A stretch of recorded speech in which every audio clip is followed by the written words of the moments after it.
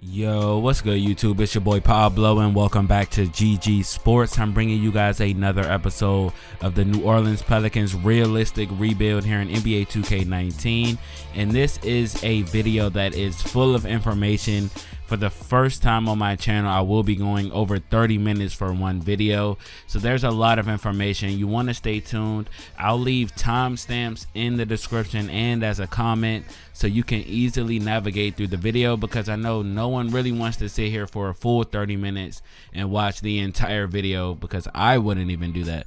But the timestamps are there at your disposal, so you can scroll through the video at your leisure and only see the information that you are interested in. I really put this video out for, I guess you could say, record keeping purposes. I want to have a video that summarizes the entire year that the Pelicans had, so this is the video that'll do that. So like I said, if you want to skip through, check the timestamps below and only check out the information that you want to see. And just to give you an overview of what we'll be looking at in the video, we'll be looking at the playoff situation that the Pelicans are in right now. The playoffs have begun, so you'll see where the Pelicans stand in the first round versus the Minnesota Timberwolves, and hint, there is a game 7. After that, we're going to go into a player deep dive where we will review the season stats for our most important players of 2019, and then I'll give you insight on my plans for those players in the upcoming offseason. Then we're going to quickly take a look at the rookie report, the league leaders, and a quick mock draft for the next year's draft. But the majority of the video will be the deep dive into each player and our playoff situation right now, because like I said, there is a game 7. But let's go ahead and get into it. Want to remind you guys to leave a like and subscribe if you're new. But if you were paying attention, you guys know two things: that Zion was the most exciting part of this rebuild, and if you just were paying attention, you know that he won the Rookie of the Year award. So Zion does take home the Rookie of the Year award, was by far the most impressive rookie. So we're excited that our guy won the honors. The Hawks passed on him for RJ Barrett. I'm not sure that they're regretting it right now, but Zion Williamson did come into the season with a chip on his shoulder. It definitely showed, and he's been effective for the majority of the season. He did miss some time, but not a large amount, and he still was able to be a huge contributor to the New Orleans Pelicans season this year and to their success, and played a big part in them making the playoffs. But we're looking at the all defensive second team. As you guys will see here, Zion and Darius Garland both made the all rookie first team, so we're super excited about that. We definitely believe we have two franchise cornerstones in Darius Garland and Zion Williamson, and for Darius Garland to win those honors, not even starting and pretty much splitting minutes with Pat Bev throughout the entire year, that actually speaks volumes for him. And I'm pretty confident that he'll continue to get better and eventually become an all-star. But we are going to move on to the live commentary portion of the video. We're going to start with the playoff situation that the Pelicans are in right now. We'll review the first 6 games of the series because, like I said, we're in game 7. But let's go ahead and get into that now. Alright, so this is our playoff situation right now. We are facing game 7 versus the 2 seed, the Minnesota Timberwolves. Before we get into the rest of the season review, I just wanted to show you guys this, and then we're going to take a look at the box score for the 6 games that we have played. So the Pelicans came into this series as underdogs, but we have extended it to 7 games. So let's actually start with game 1, and this was at Minnesota. Andrew Wiggins, 20 points, 4 rebounds, 7 for 10, 70% shooting. Karl Anthony Towns, 13 and 19, 4 for 15. So we did a pretty good job versus him. Shout out to Bol, who I'm sure was guarding him for the majority of the series. This game at least. JJ Redick, actually now a New Orleans Pelican in real life, is playing for the Timberwolves. He put up 12 points. But let's take a look at our side. We actually won this game by a score of 101-82, and I'm sure limiting Karl Anthony Towns had something to do with that. So Jason Tatum led us in scoring, 21 points, 9 for 21 shooting though, 3 for 11 from deep. So not a great game, but we had a well-rounded game. Looks like we had couple of players, about 5 players in double figures, so it was a team effort. Bol pitching in 2 blocks, 5 for 10, 13 points. Zion 10 and 15, not the best game for him, 4 for 11, 0 for 2 from 3. Kelly Olynyk, we got him in the middle of the season at the deadline to stretch the floor for Zion, but 0 for 5 from 3 is not going to get it done. Luckily, we came away with a W. Moving on to game 2 now. Jason Tatum put up more points, 27. Zion behind him with 11 and 10, but not enough from our role players. Darius Garland has to give us a little more. Pat Beverly, Drew Holiday. You really want to see Drew Holiday do a lot more for this team in the playoffs, but 6 and 4, that's kind of a head scratcher. So definitely want a better game from him. We lost this one 85 to 102.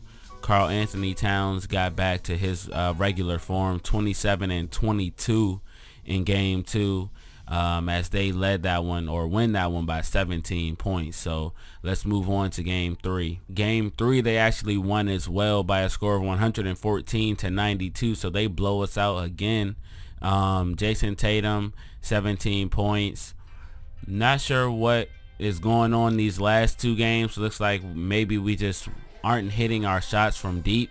Jason Tatum 1 for 5, Drew Holiday 2 for 5, Marcus Smart 1 for 6. But the Timberwolves, on the other hand, Karl Anthony Towns put up 19 and 15, Dario Saric put up 18 and 5, Robert Covington 15 and 5, and they get another big W. So they're up at this point 2-1.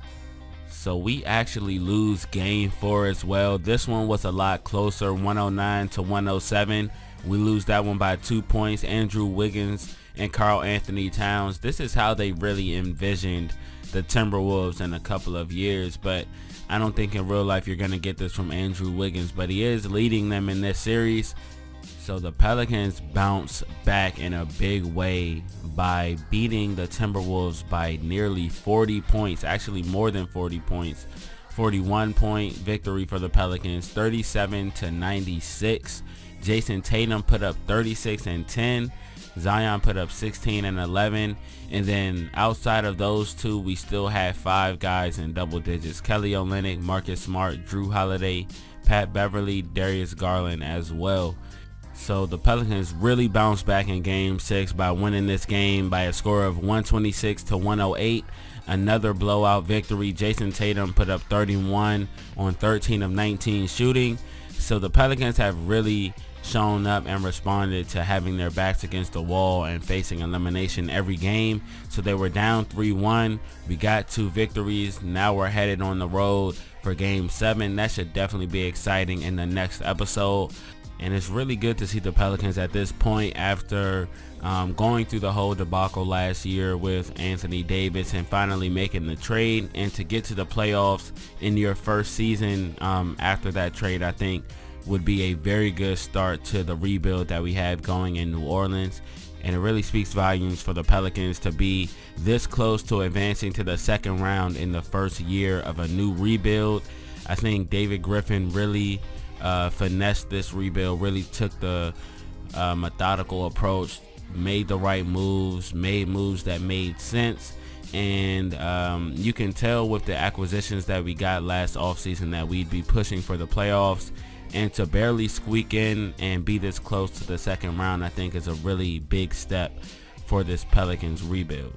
But now let's just go ahead and move on to the team stats. We're going to do a player review. We're just going to review maybe 3 or 4 important players who contributed the most to our success this season. And then I'll actually talk about the plans that we have in the offseason for each of those players as we go through them. Okay, let's start with the overview. We're going to look at who led us in scoring. Jason Tatum, 24.1 points per game. Zion Williamson, 16.6. Third would be Drew Holiday. Darius Garland coming off of the bench for most of the year, putting up 12 points a game. Kelly Olynyk didn't play with us for half the season, but averaged 11.5 points per game, who is currently hurt with an ankle injury and probably won't start in game 7. But anyway, Jahlil Okafor, nearly 10 points a game at 9.5 points per game. Pat Beverly, 8.2. So does Marcus Smart, average And then Bol 8 points a game. Gerald Green 7.7. Christian Wood 4.5. Kenrich Williams not even a point per game. Same for Frank Jackson. And Shamori Pons did not see any NBA action as he was assigned to the G League for the majority of the year. But let's go ahead and take a quick look here. The full picture for Jason Tatum. We're going to start with him. He averaged 24.1, 6 rebounds pretty much per game, 2 assists almost a game, a steal, and nearly a block a game. 50% from the field. Averaged nearly 3 3-point shots made per game. So that's definitely a good season as the lead franchise player. I think this is exactly what people would expect from Jason Tatum if he did get a chance to lead a team. He's not the most gifted passer, but he can pass a decent amount. So he didn't average too many assists, only 1.7. Rebounds, he's a decent rebounder, so I think this is where you'd expect him to be, nearly 7 rebounds per game. So his season high in points was 39, and here are his other season highs. He had a pretty effective season leading the Pelicans, but was not very consistent. But he's a young player. We expect him to blossom into a full star. He was the main bargaining chip in the Celtics trade, so we're going to invest in him. So we look for him to improve. We'll send him to training camp. He definitely remains a big part of the Pelicans' plans. Now we're going to take a look at the Rookie of the Year, Zion Williamson. And he had a pretty decent season at 16.6 points per game, 9.6 rebounds per game, 2.5 assists per game, 1.2 steals per game, and 1.6 blocks per game, and averaging 51% from the field.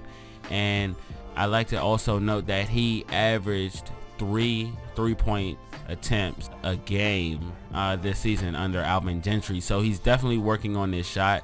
So look for him to continue to build on that. He did make a 3 per game, and he's thrilled right now to be a part of the franchise. So we're going to put him through some training camp. He will work on his shot. He'll get better. We had him on a specific training regimen this season that worked on his shot. So if you watch the series, you know that he's been able to consistently knock down those long range shots when they leave him wide open. So now we're taking a look at his season highs. He scored 37 points. That would be his career high right now.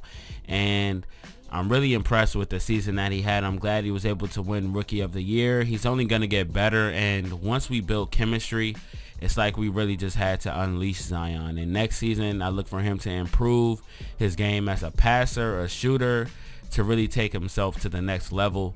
But here are the rest of his season highs. I'm interested to see his season high in rebounds and blocks, which was 18 for rebounds. Let's see his season high in blocks and career high, which was 6 in one game, 5 steals in one game as well. So he's a very good defensive player, and I think that's where he's really underrated, and I hope he continues to improve. He obviously is going to be a huge part of our plans going forward. You don't have to worry about Zion Williamson going anywhere in this MyLeague. So now we're going to look at Jrue Holiday, who's a bit of a different story, because this is probably Jrue Holiday's final run with the New Orleans Pelicans in this MyLeague at least. So he has led us, but we've had some guards who have taken his minutes, I guess you could say. Not necessarily, but we have Marcus Smart, who we have to give minutes. But Jrue Holiday, in the minutes that we did give him, was solid, but I felt like he could improve. He is on the decline in this MyLeague. His overall will go down in the offseason. So I probably will move Jrue Holiday for draft capital right before the NBA draft this upcoming offseason, or during the NBA draft in the upcoming offseason. So look for me to move Jrue Holiday to a contender. But let's talk about his stats for a second this season. 14.5 points per game, 3.2 rebounds per game, 6.1 assists per game, a steal a game, and half a block per game on 43% shooting. So not the most efficient year for Jrue Holiday, but not terrible. I don't know, Jrue Holiday, man, he was a good contributor for us, but often deferred to other players. I mean, he had some young guys on his team that had to get their numbers, but Jrue Holiday it speaks for itself what he was able to bring defensively. We're going to take a look at his season highs. He scored 33 in a game this season. Let's take a look at his season high in assists. I'm curious to see. 14 assists was his high this season. 2 blocks, 4 steals in a game this season as well. So, I mean, he was effective. But like I said, look for him to be moved to a contender because his overall will go down this offseason. And I think we owe that to Jrue Holiday. And I think we could get definitely a pretty good return for him in the offseason. So look for him to be moved. So we only have maybe about 2 or 3 more player reviews before we move on to the rookie report and the league leaders, so you guys have a good idea of who was performing well in the MyLeague. But we're going to move on to Darius Garland right now, who also was a all first team rookie. And he, along with Zion Williamson, are who the Pelicans see as their main building blocks. Jason Tatum as well. But to have 2 first team rookies on your team, we feel really good about these 2 guys. Darius Garland, I feel like he's going to get better and progress in the offseason. He took on a limited role this season, did not start for the majority of it, was backup point guard behind Pat Beverly, but still was able to put up numbers. And like I said, I'm really excited to see how much he gets better.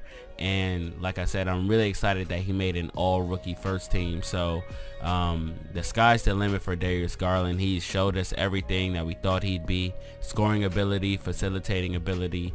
So I'm excited to have him start. So 12 points per game this past season, 6 assists per game this past season, a steal per game, and 2 turnovers per game as well, on 43% shooting. So obviously has some spots where he could get better, be a little bit more efficient. We want him to become even better of a passer, but his shooting ability was really good. He shot 36%. Not the best, but right there along with Zion, 36%. And that's only going to get better for these 2 guys. But Darius Garland, we're going to take a look at his season and career highs. So his career and season high in points was 26. Let's take a look at rebounds and assists. His high was 4 rebounds in a game. So we want to see him do a little bit better with that. He is only 6'3", but we do want to see him go after the boards a little bit more. But did nab 14 assists in 1 game. So I mean, the vision is there, the passing ability is there. Let's see what we have in Darius Garland. He's going to be a huge part of our plans with Zion Williamson. Now, really quickly, we're just going to talk about Marcus Smart and Bol Bol. Marcus Smart had a really disappointing season, shot 28% from 3, 34% from the field, averaged a steal per game, though, 1.6 steal per game, 5 assists per game, 2.1 rebounds per game, and only 8 points per game. So out of all the players that we got in the Boston Celtics trade, Marcus Smart fits in the least, and he definitely will be moved in the offseason. That is a definite. We will be moving him, maybe to move up in the draft, maybe to get some other talent around Zion Williamson. But Marcus Smart came off of the bench, and I honestly felt like he was just taking minutes from other players that could have been effective. I wasn't going to not play him because of his contract. He has potential. He's a good defensive player. He will get heavy minutes in the playoff game. You'll see next episode, but he is not part of the long-term plans here in New Orleans. But now let's move on to Bol Bol. 8 points per game, 5 rebounds a game on limited minutes. Not even an assist or a steal per game, but a block per game is cool with me. 47%, and from 3 he shot 37%. So a pretty effective shooter. He will be the long-term center that we view Zion playing alongside, because he's a player who's an elite rim protector. He played very well doing that this season. He shot 37% from deep, so he stretches the floor for Zion. So look for Bol Bol to get more minutes next season.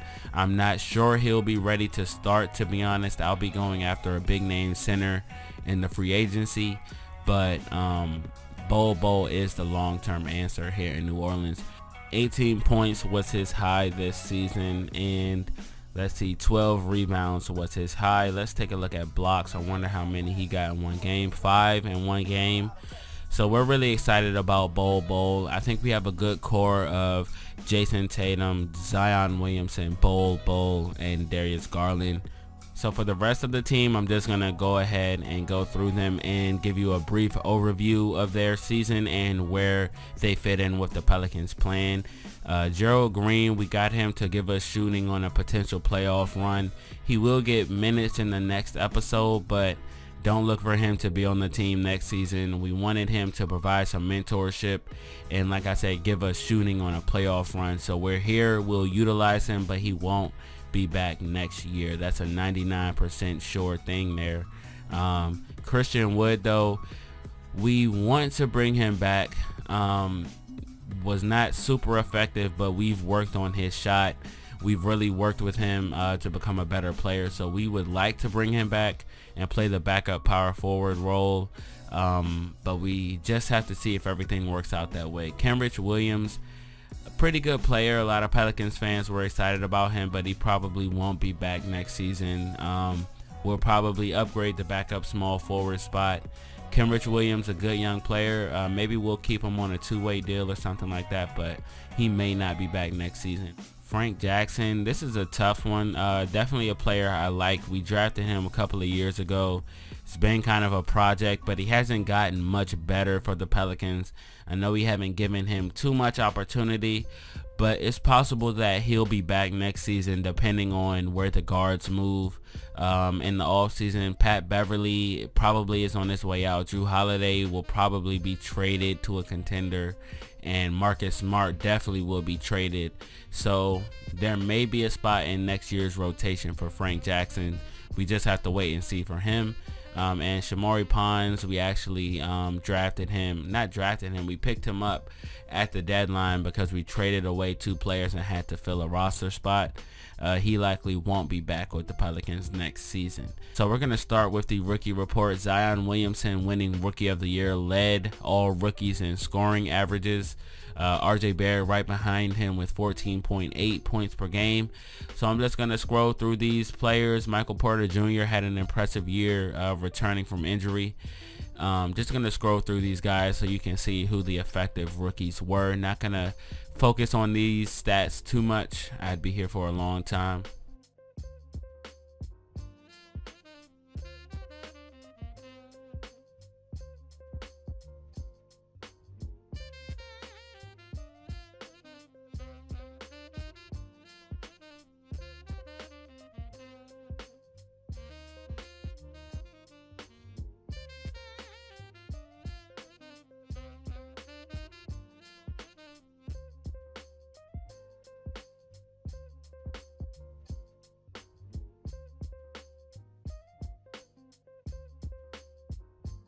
So this is the part that I'm really excited to show you guys, the league leaders, to see who was effective this season, who went off this season, and who should we probably be looking out for in the playoffs.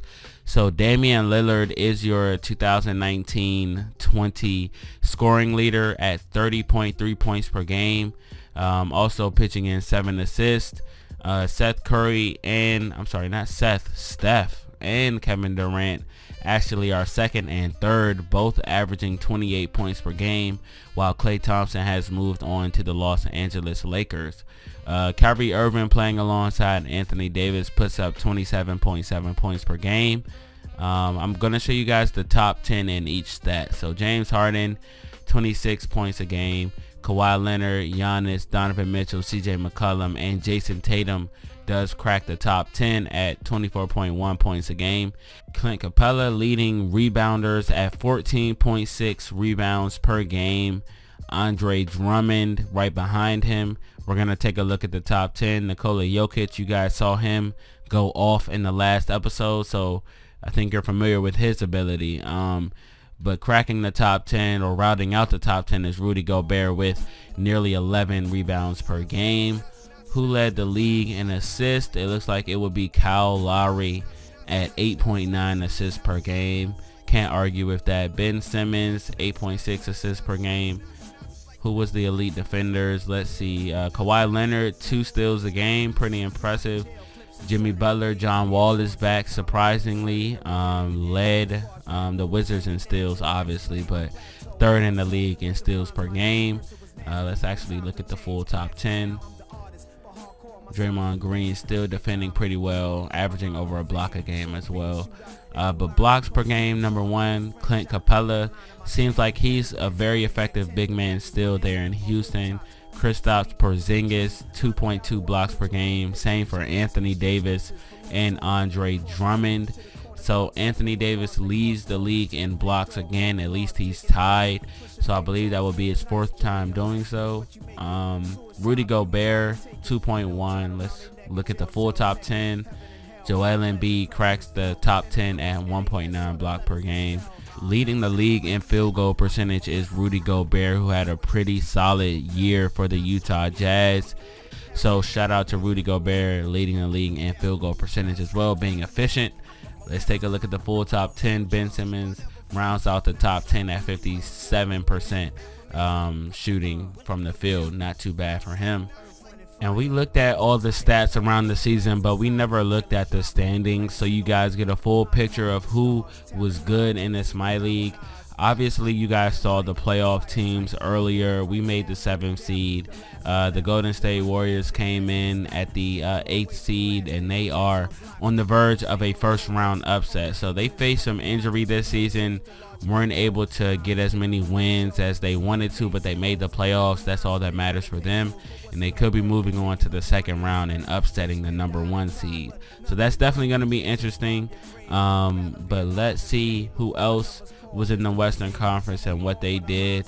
So the worst team in the Western Conference was the Dallas Mavericks. Kristaps Porzingis actually missed some time this season as well, so they were not able to really put the full picture together out there in Dallas because of injury. But the 2nd worst team in the league, actually they tie for the same record. It's going to be the Detroit Pistons at 25-57. But let's see who else in the Eastern Conference failed to really put it together. It looks like the Charlotte Hornets did not do too well. The Knicks didn't either. The Bulls, the Heat, the Pacers, the Wizards all had rough seasons, but still were not that many games out from the playoffs because the 8th seed was 8 games under 500. So it was a very, very weak Eastern Conference this season. So one thing I wanted to show you guys before I close out this season review video was the mock draft. I plan to show you guys the salary cap table to see what type of cap we'd be going into next season with. But I'm unable to do that because we're in the postseason. But here is the mock draft. We probably won't have an early pick, but we have assets that we want to move in the off season. So look for us to get back some draft capital. We could move into the top 10 to grab some of these more skilled players, but Cole Anthony is the top projected pick at number 1. LaMelo Ball number 2. Gonna scroll through the first round of picks and see where we go. Sharif O'Neal is a notable name there. A lot of these guys you may know. These are real prospects, but let's see where the Pelicans are projected. Did I pass them already? Let's see. Oh yeah. So they have us getting Theo Meladon out of France, a point guard, and I wouldn't be opposed to drafting a point guard. I can't lie, I don't know too much about this player. If you know about Theo, definitely leave a comment, let me know what type of player he is. But that's who we're projected to draft. Not sure if we'll end up doing it, but we're projected to get the 18th pick. But it's a little too early to focus too much on those projections because, like I said throughout the video, there will be a lot of trades and movement for the Pelicans in this coming off season. But I hope you guys did enjoy this video with all of this information. If you stayed and watched throughout the entire 30 minutes, shout out to you. I really appreciate the support. But if there's any questions or anything that I did not cover, leave a comment and let me know. Definitely want to give you guys as much information and as much coverage around the MyLeague as possible so you guys understand the big picture for this MyLeague. But I hope to see you guys in the next episode. I know you guys are excited as me for Game 7 versus Karl Anthony Towns. And I think if we can shut him down, I think we'll be fine. Because as you guys saw in the beginning of the video, if we shut him down, the Pelicans win. It's really as simple as that. But hope to see you guys in that episode. Once again, thanks for watching. Let me know if you guys have any questions or if there was anything I left out. And I'll see you guys in the next episode. Peace.